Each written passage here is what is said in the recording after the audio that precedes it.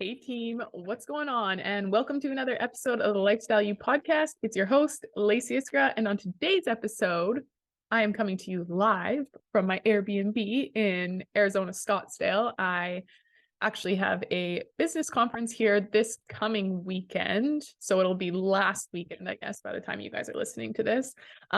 So came a few days early to just hang out in the sun, work from here.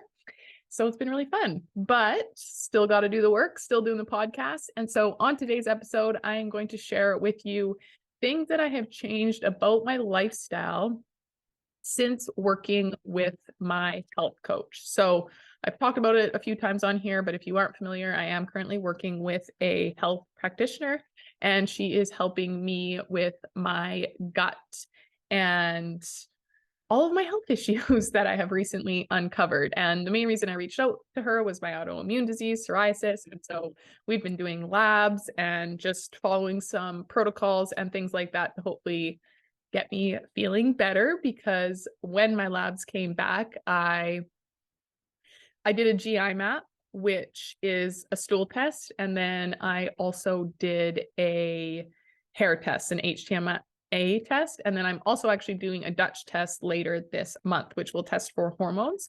But we just do those two first, because once you start, because the GI map is your gut, so that tests the gut. And then the hair map tests for like minerals and just to see where all your levels are and your metabolism and stuff like that. So we do those tests first, because once we fix what's going on in there, my hormones should change a little bit, because that's more of the root cause. And then the hormone issues are being caused from what I'm currently fixing in my gut and just with my mineral depletion and stuff like that. So doing the hormone testing a little bit later on, but super excited to get those results back. But from my GI map and my HTMA test, I found out that I am what they call 4 low.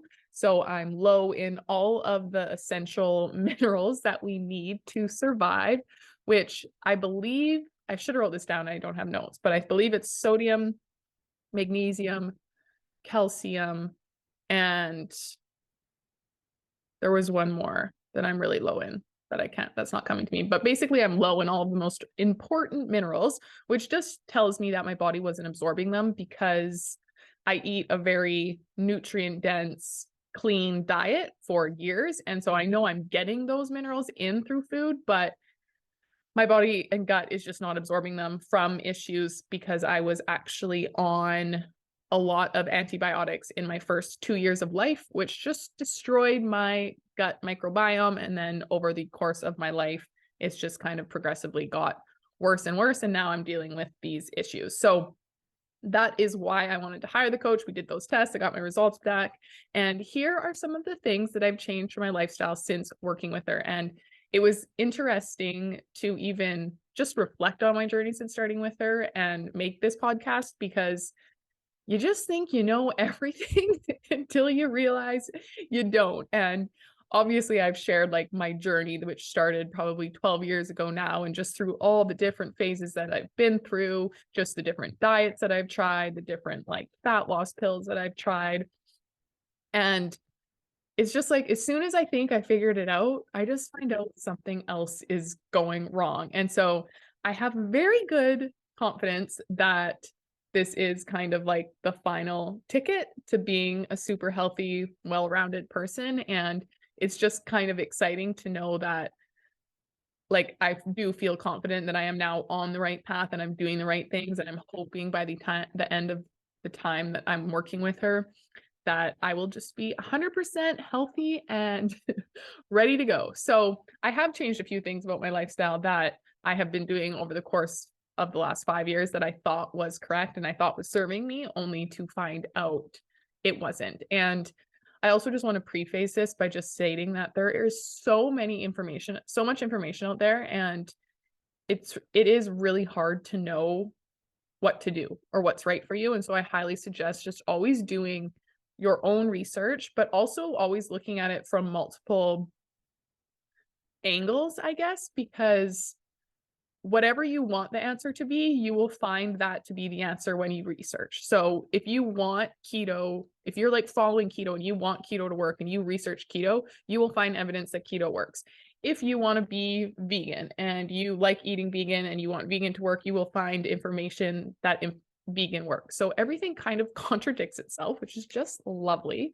And that's why it's important to, yes, do your own research, but make sure you're like opening up your lens and looking at all different avenues. Like, why are people saying that the carnivore, where all you eat is meat, is just as beneficial or more beneficial from the people who are saying that vegan is the best when all you do is eat as plants? And they're literally the exact opposite, but they're both claiming to solve autoimmune diseases. And so more so if you're like pro-vegan, look to see why people that are carnivore are pro-carnivore. And if you're pro-carnivore, look to see why the people are pro-vegan. And so I just think that that's important because there is so much information out there. It is overwhelming. But anyways, so I think I have like 6 or 7 habits that I'm going to go over that I have been implementing and that I've really started to notice a change. And so the first one is getting outside and getting sunlight first thing in the morning.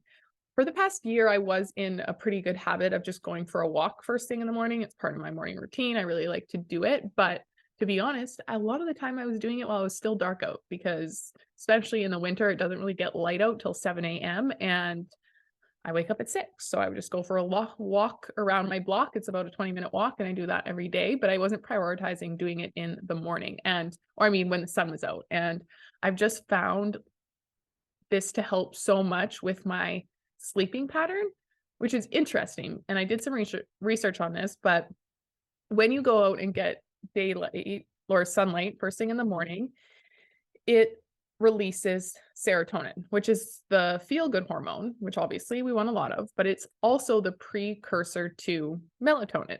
And melatonin is what helps us fall asleep at night. And that's what kind of regulates our sleep and wake cycles. And so by increasing serotonin, by going to see the sun first thing in the morning, it's actually, think of it as like regulating your melatonin, and it will cue your melatonin to start releasing at a proper time each night, which I think that was easy to understand. So I'm not going to try to over explain myself, but that's just one of the main benefits is it really does help with that sleep wake cycle. And it also provides a ton of other biological benefits, which are essential to our functionality, many which may hold the key to making your life healthier, easier, and more enjoyable. So like I mentioned as well, it is the feel-good hormone. So by getting that morning sunlight, you're going to increase your increase your mood throughout the day.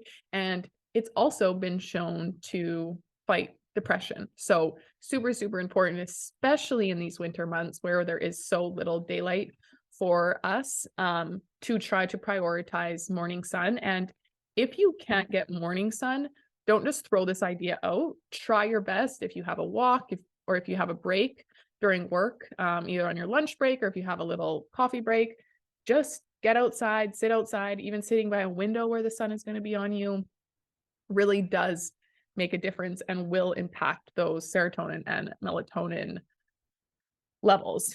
It's also giving us that vitamin D, which we know is a critical component to fighting fatigue, boosting mental health, and could even rejuvenate aging eyes and maintaining a healthy weight. So tons of benefits, but that is something that I have been prioritizing since working with my health coach over the last few months. The next is eating breakfast within an hour of waking. And this for me was something that I never really did because I think just through my bodybuilding career, I always kind of fasted as long as I could in the morning to like 10 or 11 or even 12 because my calories were very low. And then also prior to my bodybuilding career, I was in the binge and restrict cycle. So I would usually fast until like noon and then I would overeat at night and then I would wake up in the morning and I wouldn't be hungry and that whole cycle. So I was in that for many years. And then when I first started trying to heal my psoriasis, I also read that giving your gut like a break and intermittent fasting was actually a really, really good thing because it needs the break from like digesting food. And so I went through a phase probably like a year and a half ago where I fasted from 8 at night till noon the next day. So I was on like that 16 and 8 window, I think. Only to find out that that's actually not good for you. So it was very interesting. And the more I read about intermittent fasting, and this is my opinion, for women, it is not ideal. It messes with a lot of things, but if you are not waking up with an appetite, that is not a good thing. And I thought it was a good thing for many years. And I also felt kind of good in the mornings. I felt like I had more focus, and I was just, when I wasn't eating, I just felt like more energy. But it actually means that when you don't wake up with an appetite, that your body is running on stress and that you have low metabolic function. And so if you do this for long enough, it can lead to a ton of health issues, including hair loss, feeling tired all the time, fatigue, brain fog, period problems, hormonal issues, like the list goes on. And even I remember in university, I would wake up and my mom would call me and she'd be like, "What are you eating for breakfast?" And I'd be like, "Mom, I'm so sick in the morning. Like, I'm so nauseous. Even the thought of eating a granola bar at like 10 a.m. would make me puke." And I remember I wouldn't be able to eat till like 2 o'clock that day. But I was munching out majorly late at night the night before. And so when you wake up and you feel nauseous, because I do hear this a lot of time with women, they're like, "I just feel so nauseous in the morning, I can't eat." What that actually means is that your blood sugar levels are going crazy and that your liver is functioning or suffering big time. So those are like, that's a huge red flag.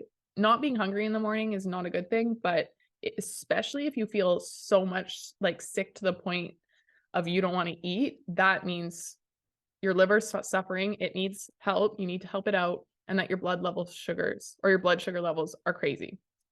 So keep that in mind. The best way to overcome this, unfortunately, is to force yourself to eat, even on the days that you don't want to, or you feel like you might get sick.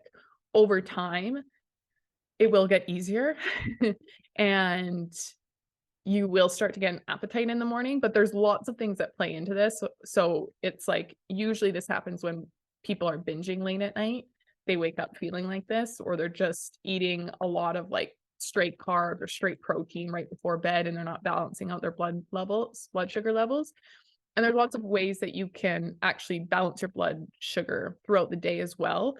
And this isn't what this podcast is about, but me and Jensen actually talked about this a bit on our podcast the other week, where you can eat a certain way to balance your blood sugar levels. And so it's like eating a vegetable with vinegar first, and then you eat your protein and your fat, and then you end with your carbs. And that's just going to help you balance your blood sugar levels. And so maybe I'll make another podcast on that, because I didn't want to get too into that. But waking up without an appetite is not a good thing. And that is one thing that I have changed within working with my coach. So every day now I am eating within the first hour that I'm awake. And now it's really cool to see, because I wake up starving, which was never the case. But when you wake up and you don't have an appetite, it's because your body is running off of adrenaline essentially. And it's also eating itself, your muscles, tissue, all of that. So if you can, and you're a woman,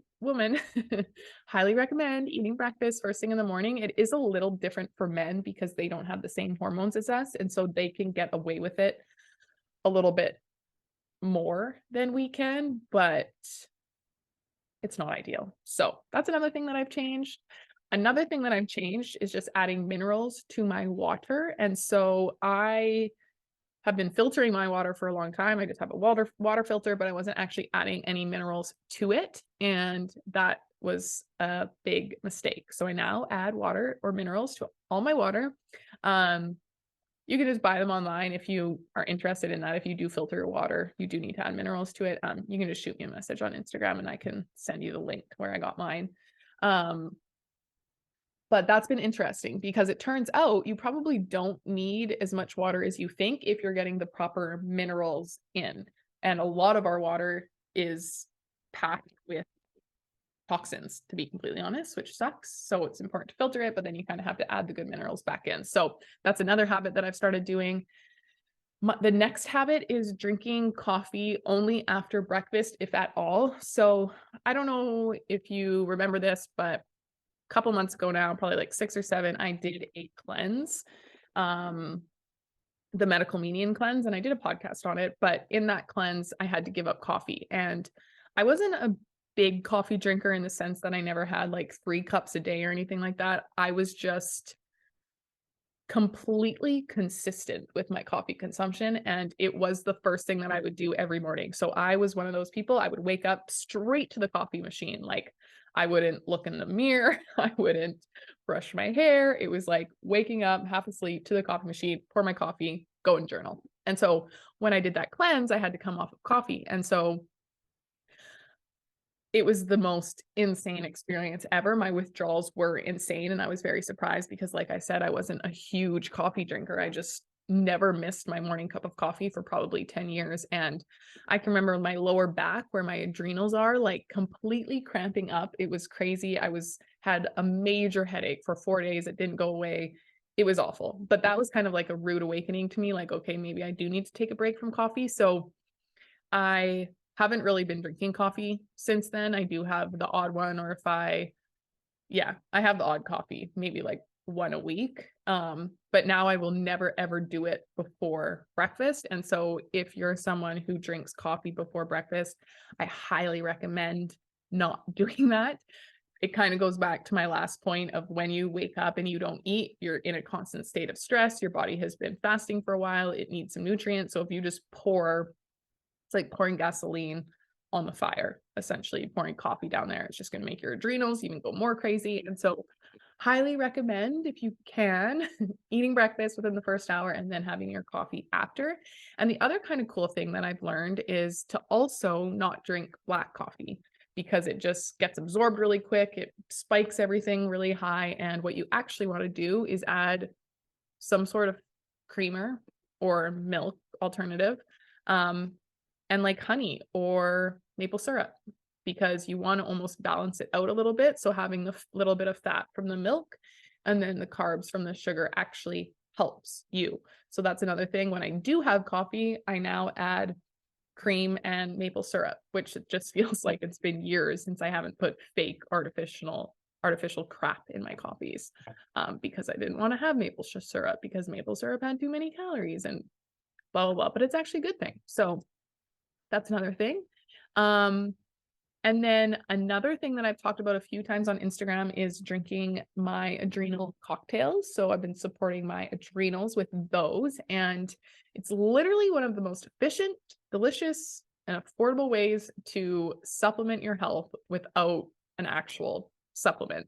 So an adrenal cocktail, there's lots of different recipes I've seen. The one that I use is a cup of orange juice, organic orange juice, and then a tablespoon of half and half cream, and then a 1/4 teaspoon of cream of tartar, which is like a cooking or a baking agent, and then a 1/4 teaspoon of Celtic sea salt. And so the cream of tartar is actually super high in potassium, and then the salt is the sodium, and then there's just lots of like vitamin C and stuff in orange juice. So there's lots of benefits in there, but it's kind of just like a little pick me up. So I now have that 2 times a day, once before lunch, and then one time kind of in like the mid-afternoon crash where I would maybe have a second cup of coffee.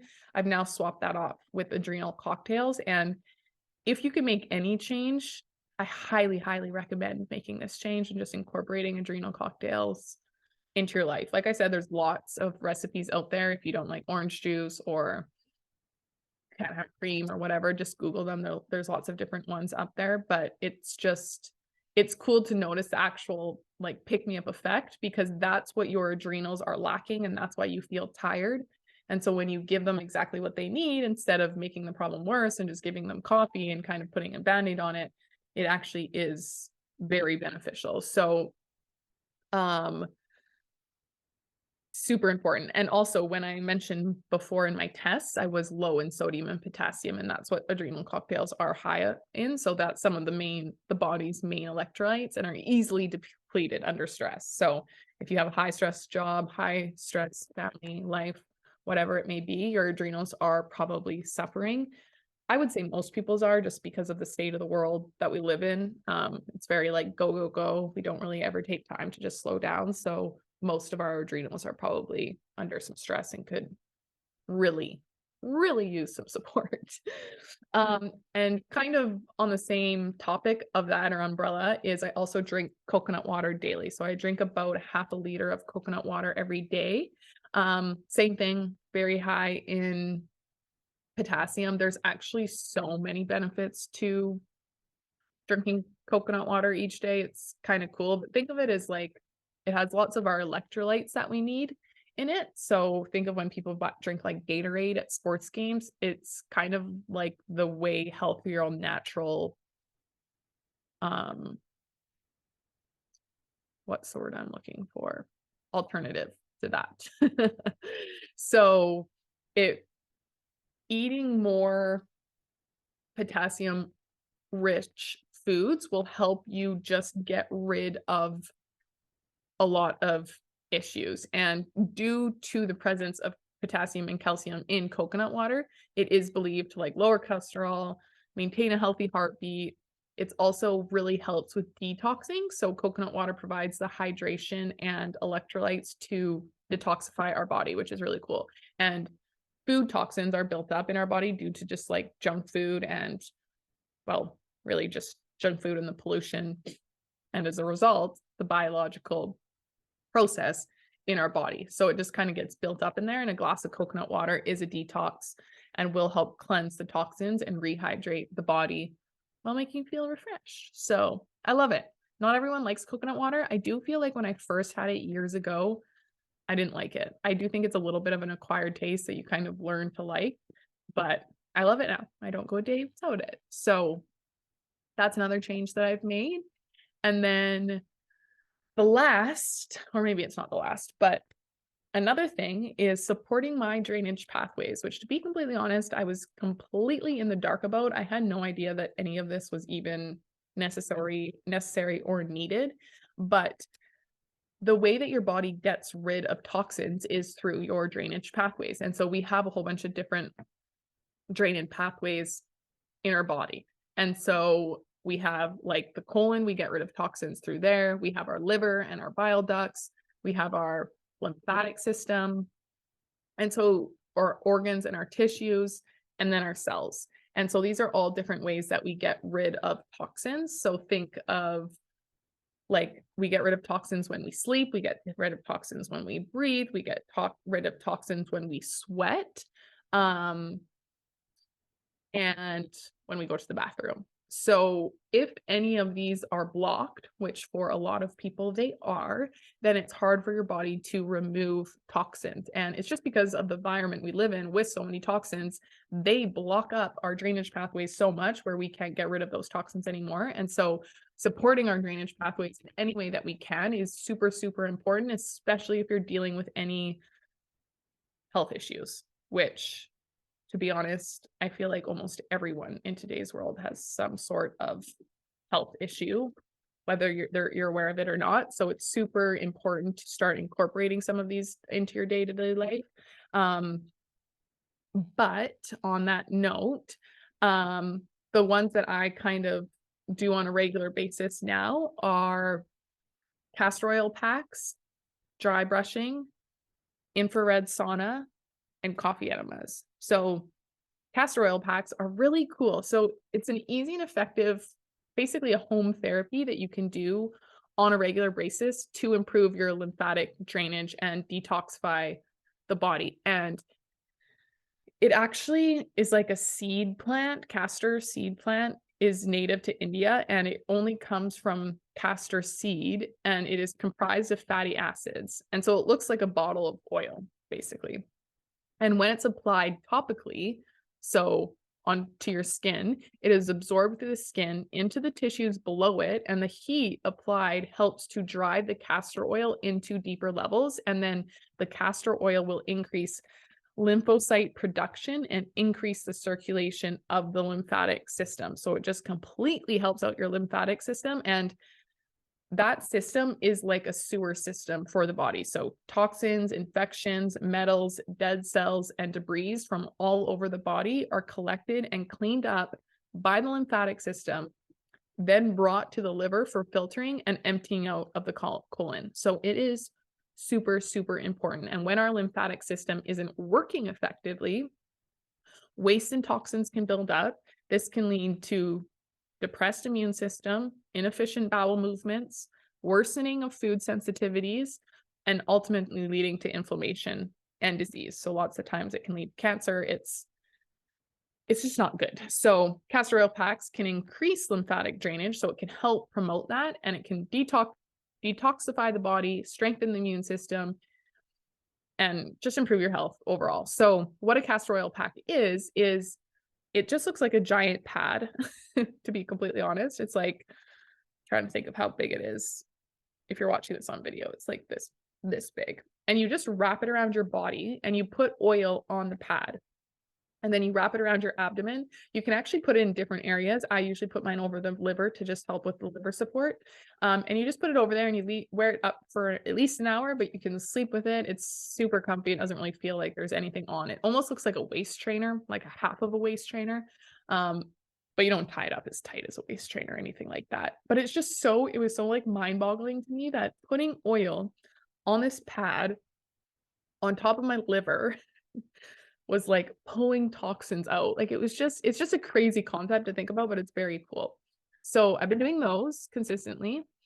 And then I've also been doing coffee enemas, which I don't know if I've talked about that before or not, but that basically also helps support the liver, also cleans out the colon. And this is going to be a very big surprise to all of you, but I read somewhere that we all have like 20 to 40 pounds of just packed on basically shit in our intestines. And so doing coffee enemas will help get rid of that essentially, but there's so many benefits to them. It's like it increases toxic elimination up to 600% or something, and it improves digestion, it cleans your colon, it promotes weight loss, it increases energy, improves mental clarity, stabilizes your mood. So if you're struggling with like any mental health issues, it could be because of that, because we know the gut and the brain are related and connected. So there's so many benefits. Like it helps with candida, which I know I have an overgrowth of candida. It helps with parasites. It helps with gas and bloating and detoxes and heals the liver. It can help with chronic health conditions. Like there is a huge list of benefits. So it's obviously a little bit crazy and a little bit uncomfortable to do, especially to talk about and to tell the world on your podcast that you're doing these. But I do believe it's been like a game changer in my health. And so I've been doing those on a regular basis. And then another thing to support my drainage pathway is dry brushing. And dry brushing is just something that you do with one of those big wooden brushes. You've probably seen them somewhere. And you actually brush your body before showering for about 15 minutes, but you have different lymphatic draining spots. So I think it's like your knees, your hips, your armpits, and that might be it. Don't quote me on that either, but, and you kind of just dry brush in the motion and the area where the drainage pathway is located. So kind of if you're going towards your knees, you would brush down on your quad, and you just kind of brush your whole body with this like wooden brush, and it just stimulates the lymphatic flow, I guess. And just increases like blood circulation and stuff. So I've also been trying to do that at least twice a week, kind of just before I have a shower, I'll do it. It's really quick. Lots of YouTube tutorials, because I did not do a good job of explaining how to do it, but lots of good YouTube tutorials to teach you how to properly do it if you are interested in making that a part of your routine. And then the last but not least is I now eat probably 95% organic. And I was probably like 60% organic before hiring this coach. So I did my best. But I still found myself when I'm standing in like the meat section or the anything section, and I'm comparing the organic price to the regular price, I still found myself being like, screw it. I'll get the cheaper version. I won't buy organic. And so I did make that change with her now, and I do prioritize buying organic. And there's just so much stuff sprayed on our food these days and just chemicals in general that it's just, if you're on any sort of healing journey, it's probably the easiest thing that you can make.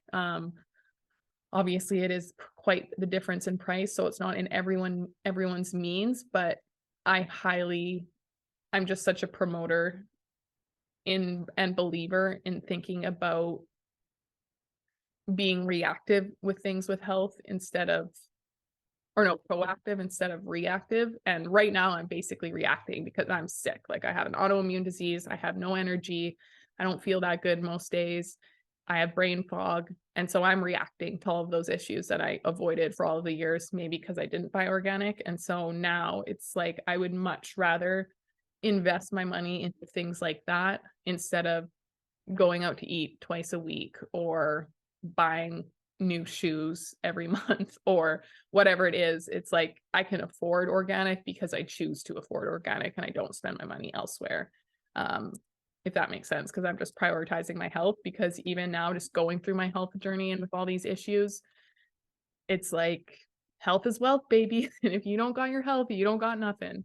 And so I would much rather just invest in feeling good, because yes, I could buy new clothes and go traveling and do everything, and not buy organic, and I would save a lot of money.